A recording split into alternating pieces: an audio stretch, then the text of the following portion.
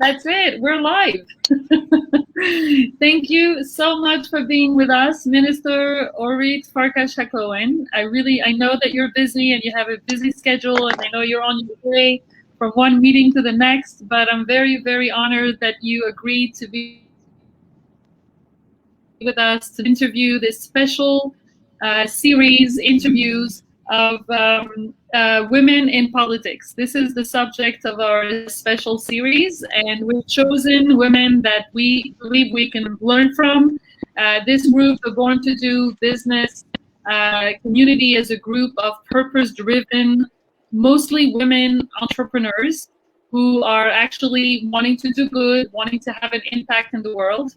And tonight we want to discuss with you how we can have an impact through politics, through business, and discuss also how different it is to have an impact and be in a leadership position, being a woman or being a man. But before we start, so first of all, thank you for being here. My pleasure. Show, a live show, and it's very interesting. So thank you. You're very welcome. So I want to start by reading your bio, which is very impressive, and I want everyone who doesn't know yet to get to know you more. So I'll read your bio, and then we'll dive in with the questions. So Minister Orit Farkash-Hacohen is a graduate of the Faculty of Law at the Hebrew University of Jerusalem and clerked for Supreme Court Justice Dalia Dorner. She began working for a leading law firm in the private sector and then moved to the public sector as the head of litigation at Israel's Antitrust Authority. In 2003, Minister Farkash-Hacohen served as the legal advisor to the Israel Public Utility Authority for electricity and later was appointed as the first woman, that's very important to notice, to serve as its chairperson and director general, a position she held for 5 years. During her tenure as chairperson, she pushed for opening up Israel's energy production market to competition and encouraged the creation of a renewable energy industry. Until being elected as the member of the Knesset in 2019, Orit was a partner at a leading law firm in Israel where she directed its energy and infrastructure practice. She is visiting now. So in 2006, Minister Farkash-Hacohen attended Harvard University's Kennedy School of Government, earning her master's degree in public administration. And today she is a visiting fellow at both the Consortium for Energy Policy Research at Harvard and at the Harvard Electricity Policy Group. I'm very happy your bio is not longer than that. So the first question I want to ask you, and of course, reading your bio, I think it's the first question that we ask. You were appointed as the first woman to serve as a chairperson for the Israel Public Utility Authority for Electricity. So I want to know, how does it feel to be the first woman to be a chairperson in that context? For me, it felt quite natural. I stumbled into the energy sector actually through the circumstances of life. I was a litigator at the Competition Authority, just like you mentioned. And then because of this background, I went into the Electricity Authority to push forward competition. And then I truthfully fell in love with the world of energy and infrastructure. I think it's a very creative and a very, a very strong industry with many challenges that involves, big money, social justice issues, economics, policy making. And I really had an amazing privilege to be the head of that authority in a historic time in the life of the energy sector in Israel.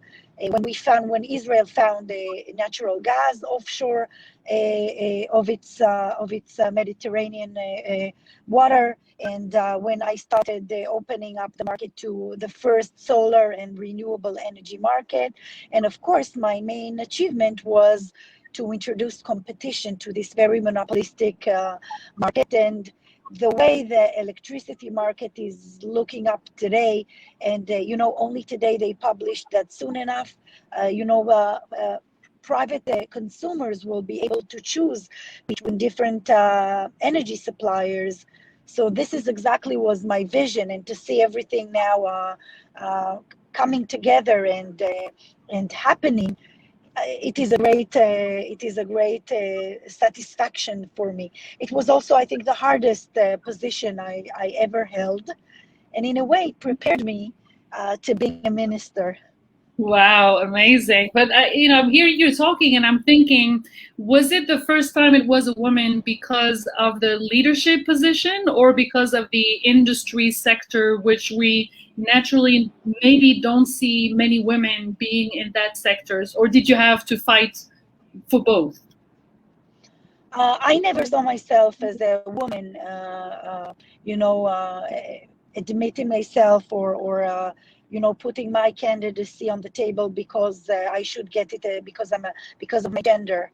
And I never thought about it this way until the moment I was appointed, and until the moment I decided by merit to appoint two women to be the deputy directors in the authority. And then I started getting these reactions. You promote only women, and people like started raises their eyebrow and having all these remarks. And only then I realized, I think, more strongly than my 20 years in the public service, that it is not a thing that is usual to see a lot of women in a managing position. And of course, it is also known that the energy market and the gas market in specific is very men dominated with males. But I think that it is changing, like many other professionals, and I'm used to sitting at a table and to be the only woman there, and I think it's a pride. And when I sit there, I always I hardly notice this, because I think that if you're a professional and you give a value and you give your added value to the table, then things work out. Yes, of course. And I wish so many more women would think like that and so many more men would see it like that as well, because we shouldn't even have those conversations, right? We shouldn't be the first woman or the second woman. We should just be, like you said, recognized by our merits and just by, our experience and our professional expertise. So I really, really I Right. appreciate what you're saying. But still, did you feel? I mean, I understand that you didn't feel that it made a difference, but did you feel that because you were a woman, your journey was different? Whether it was in your whole career in the public sector or in the private sector, did you feel that you had access maybe to more things or to less? But did you feel that it was different because of the fact that you were a woman? I didn't feel it, I think, in the first part of my career. I always worked very, very hard. I think that generally speaking, I worked harder than the men around me, but many women are like that. It comes from our perfectionism and. So we were talking about how women have a tendency to work harder than men because they're more perfectionists. That's what you were saying just before we got cut off. Yes, so I said that during the time that I was in the government and in the public sector, I think that the participant of women and the promotion of women is very, very impressive. You had experience in the private sector and in the public sector. And the question that I want to ask you is, where do you feel that the leadership that you had more impact, whether from the private sector or the public sector, whether, women or not a woman? I'm talking, because you had both experience, and most people here in this group are more from the private sector. They're entrepreneurs, they have their own business. But sometimes we look at politics and we feel like this might be the only way that we can have a real impact on people. And I want to have your insight on this. Do you think that politics is the only way that we can have an impact on people? And what is the difference between both types of leadership?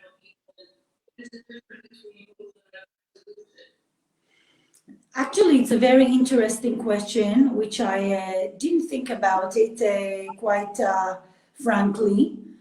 Naturally speaking, of course, that public sector is much more. You have the feeling of really touching and impacting and shaping the lives of people. Whether it was being a regulator in the energy market, it was more of an economic impact.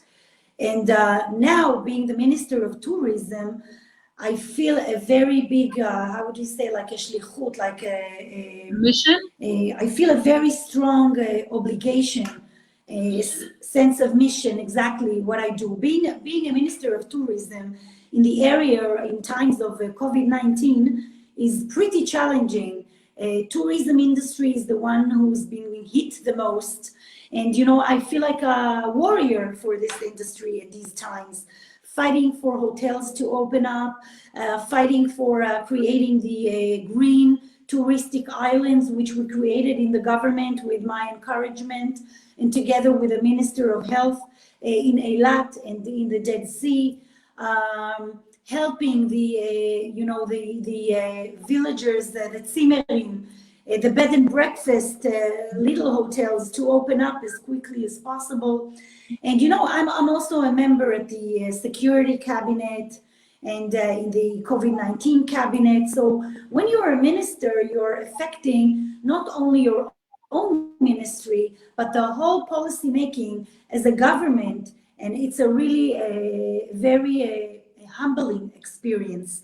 What I took from the private sector was the efficiency, the speed of things that are done, that professionally you need to be at your best and at the top of the top, because you know, the better you are, the more clients you get, and so on and so on.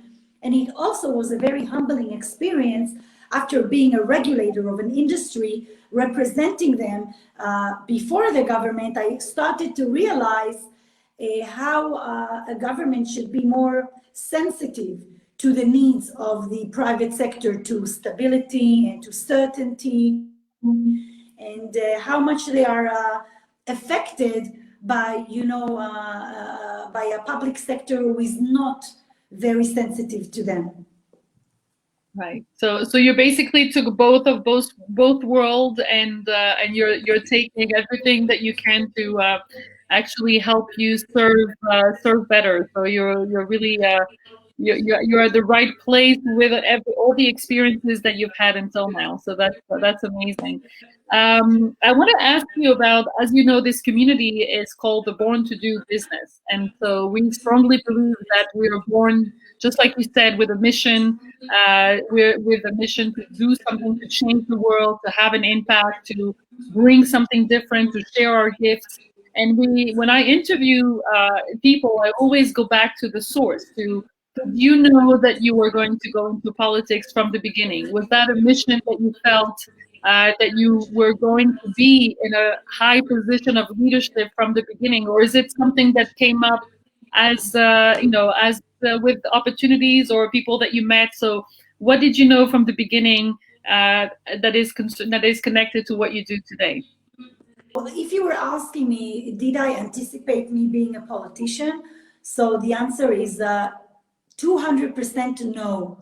I did not see myself becoming a politician at all. I was a professional regulator. I was the public official. I was, if you might say, the opposite of a politician. And I had a lot of criticism to what I saw in the leadership. But I think that this is a little bit what a blue and white party is all about. It was about people that got together and thought that we want to change what we see in the leadership, that it is not, it shouldn't be that, politician is not equivalent to a professional or to somebody with a record. And this is what we tried to bring to the table. I remember when I was a partner at Goldfarb and Seligman, and I got a text message from Chili Trooper from the Blue and White Party. And he texted me, "Hi, my name is Chili Trooper. I would like to meet you to a cup of coffee." And of course we met. There was no COVID-19. Yeah. There was no COVID-19, and the restaurants were open. And later on, I met with Benny Gantz as well, and we shared the same concerns. He was the he was the general director, the head of IDF, when I was the energy regulator. And we both shared our concern about wanting to make a better leadership and to pass that over to our children. And at first, I remember telling him that I think, I better stay. I'm in the private sector. Anyways, I said that I met Benny Gantz and we had a very interesting conversation. And at first, I told him, listen, for the first time in my life, I'm making good money. So why should I do that? And of course, my kids were totally against it, 100% against it. And but at the end of the time, at the end of the day, wanting to work for the then I remember going back home. Couldn't get the conversation out of my mind, and then I said to him, you know what? I'm with you on this journey, trying to change something in the Israeli leadership. Wow. And I don't know if it's a question that you can answer, but do you regret it today? Is that something that you regret? Oh, you have good questions today. There were times where I said to myself, "Oh my God, such a roller coaster." I mean, I feel that every citizen in Israel, or every Israeli, when he thinks to what we went through the last 2 years of three elections, now a fourth one, going into the government, I think that the Blue and White Party went through a journey that I think that nobody anticipated such a journey.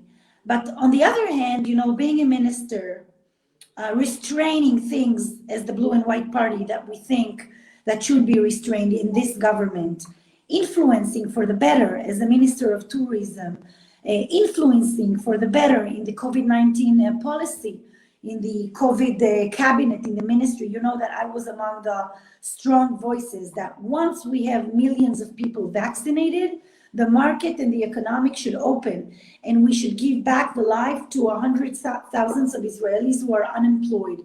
And that was a fight. That was a change of a narrative, of a belief in the government. And I led that, and I strongly believe in that. And I remember a little thing, opening the tzimmerim, the bed and breakfast places. It's like thousands of people from the from the suburbs of Israel, are struggling economically, and they send me for Shabbat like a beautiful flower, and I was so emotional about it. And these are bits of pieces of moment where you really feel such a mission and such a fulfillment. When we're talking about the results, it is not 100% like I wanted it to be.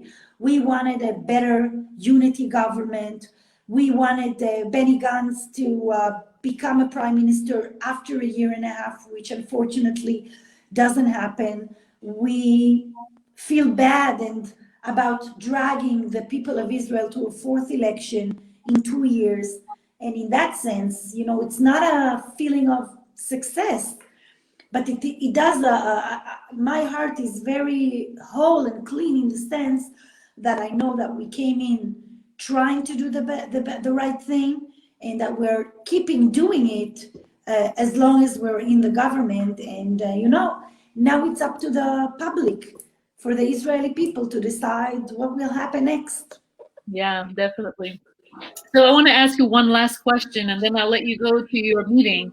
A lot of women are watching you. I will be happy to answer questions, because I think that the reception problems were so bad that I really feel bad. So if you would like some extra time for questions, it's okay, because I feel it Okay, wasn't okay. that So proper. I have more questions then.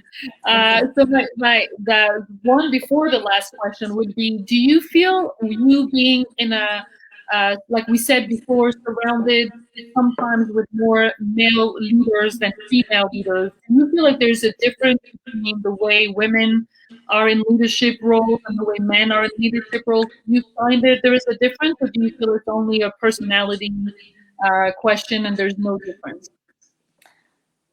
Generally speaking, I think that women are more thorough, more into the details, and more controlling. It's like when you're sending your husband to the supermarket, right?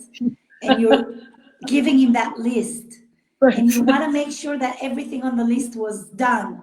So Right. this is what we know to do. We know how to manage, and I think that especially when I was, for example, at the energy market, every woman I met that went very up high there was a star. And I met international women mostly because at the time, like you said, I was the first woman to regulate that market and so on and so on. I must say that in politics, my experience is that it is more gender affected than being professional. I don't know how to say it, but when we're talking about Israel, for example, I think that Israel is one of the leaders with a strong security background, for example. And in that sense, they look up to men more than naturally. And I think that this is something that needs to change. And also, when you look at women in politics, many of them uh, tend to deal with areas of like education, like I call it softer areas that people tend to identify it more than women. I don't know why, but this is the case.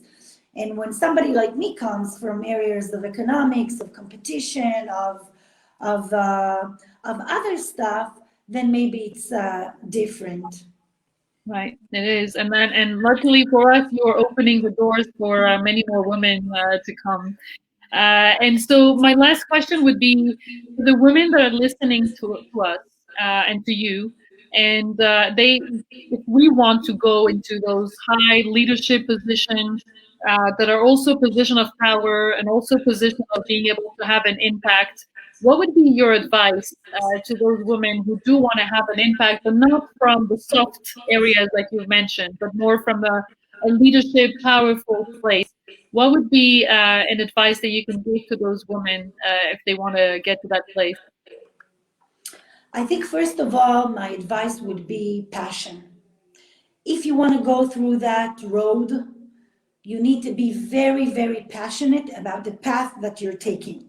Yeah. For example, when I start hearing about economic stuff, about and also tourism is like a bit like of an economic ministry, and cost of living, and doing justice in the areas of employment and such on, my eyes are burning and I'm filled with enthusiastic until today. So first of all, to the women who want to take the path, they need to be passionate about it. It's 80% of the work. Now you need to be prepared to work very hard, to be very determined, to know that there are no shortcuts. I think that usually there are no shortcuts. The long way is the short way. And once you are a professional and you bring professionalism to the table, and most of all, you bring results, then people start paying attention to you. Uh, Apart from that, you need to have a very supportive spouse and a mother. Both of them is, pretty great. But even if you have one of them, is very great as well. And because I couldn't get where I got without having an amazingly supportive husband. And, he always believed in me. And when I was a regulator and a change of roles took place, we have to say that. And he said, it's okay. I'm 100% okay with that. I also think that some women think that they want to take a pause and raise the children and then want to do a career in a later age. I think that, of course, I respect every choice making, but I think it's the harder way to do things because I think that you can't, if you really want to progress, it will take a few good years or even a decade and more, and maybe, and you need to start and juggle and try to do it. And I think that now, after the COVID-19, with the flexibility of the workforce and the understanding that you can do things from the house, from the Zoom, you have a lot of options today. And I think that it is also very important for us as a government to be aware of that, to be aware of the fact that whenever I go into a room, I should think, hey, where are the women here? And whenever I go into a board meeting, I should think, where are the women here? And I'm not saying in any way to promote women that are not qualified for the jobs, but to just to be aware that once there is a woman who's qualified, and especially in areas that were not enough women, to encourage them into, like, for example, laws like we have today that ask the government, when we're talking about boards in governmental companies, that it should be 50-50, that we should follow on it. So that was my 2 cents, but especially is to love what you want to do. And then, it's worth the effort, because if you don't like it, it's not going to happen. Yeah, exactly. I definitely agree with that. I can't say it better than. Thank you so much, Orit. Thank you so much for your time and for answering our questions. And I'm sure that a lot of people here, they had questions about how come people cannot come back to Israel, but I don't think that this is the subject. So No, I can tell you that okay. as of Sunday, we stopped the meeting, the closure to Israeli citizens to coming in. Also, it was a voice that we in the Blue and White Party led, because there are hardly any countries that close their gates to citizens. And the New York variant and the Brazilian variant, they all came into the country when the skies were closed. So we need we need to balance between these civil rights and the right of Israelis to come back, and the health considerations. And people who are having problems are more than welcomed to contact my staff, Einav Levin, in the chambers of in the office of the Minister of Tourism. And we will try and do our best to help. We helped already tens of people. As of Sundays, people will be eligible to go back. It will be only a limitation of the amount of aircrafts and flights. And the Minister of Transportation, Miri Regev, is responsible for creating the map road to bringing more and more people, up to 3,000 a day at the moment. And I hope that I will be able to help anybody who needs help. Thank you so much. That's very, very generous. Thank you so much for your time. Good luck with the And I election. apologize again, seriously. I really apologize for the reception problems earlier. It's okay. We can't always control everything, even if we're women. Thank you very much, Orit, and good luck with the elections and good luck with everything. Thank you very much. Thank you. Have a nice evening. Thank you. Bye bye.